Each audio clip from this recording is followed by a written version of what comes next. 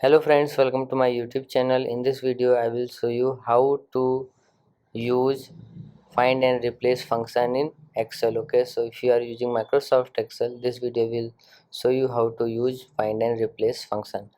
So here I have created list, okay, list of names, and now I have wrong one name. Okay, so I want to replace them.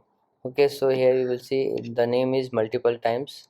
Okay, now if I replace one by one, it will take time. So for this Excel has provided a function find and replace. Okay, so what you have to do, here you will see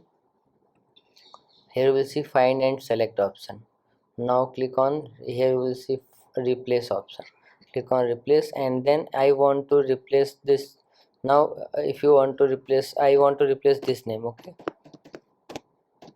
and with this, so you have to just type here and type here, and then here you will see within. If you want to replace within sheet, you can also workbook, you can also choose that. Search by row, formula, you can choose all these things. Then here you will see replace and replace all option. Okay, so you can find all then replace all. So I want to replace all the name, okay, with this spelling to this spelling. So now just click on replace and click on OK. Now you will see the name has been changed, the spelling of the name has been changed.